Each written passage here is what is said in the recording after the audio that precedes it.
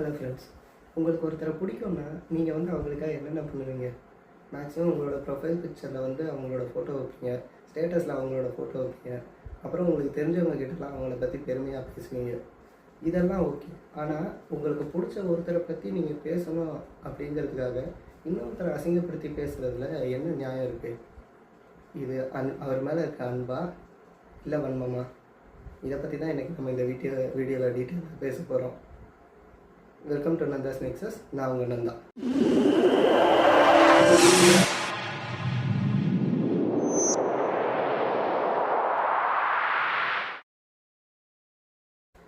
இப்போல்லாம் சோஷியல் மீடியாவை திறந்தாலே ஒரே சண்டை தான்.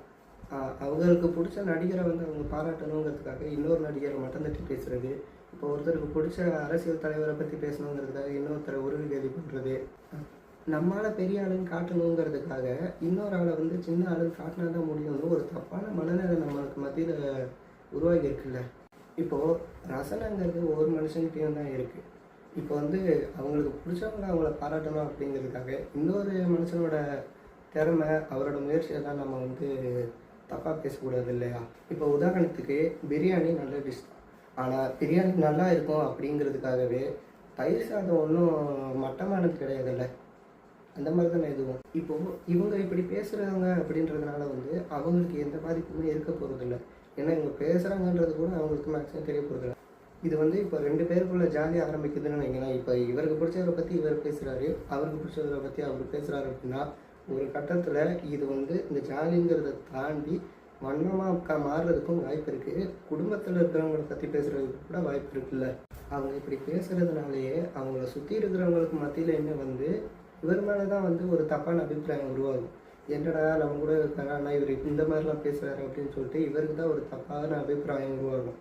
இப்போது நீங்கள் ஆதரவு கொடுக்குற அந்த நடிகரோ இல்லை அந்த அரசியல் தலைவரோ நீங்கள் போய் எங்களுக்காக அவங்ககிட்ட சண்டை போடுங்கன்னு அவங்களுக்கு கேட்குறதில்ல.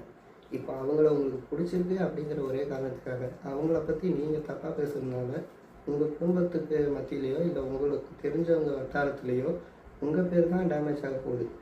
அவங்களுமே நீங்கள் எனக்காக இந்த மாதிரி சண்டை போடுங்க அப்படின்னு சொல்லி அவங்களுமே கேட்குறது. உங்களோட தரத்தை நீங்களே குறைச்சிக்காதீங்க.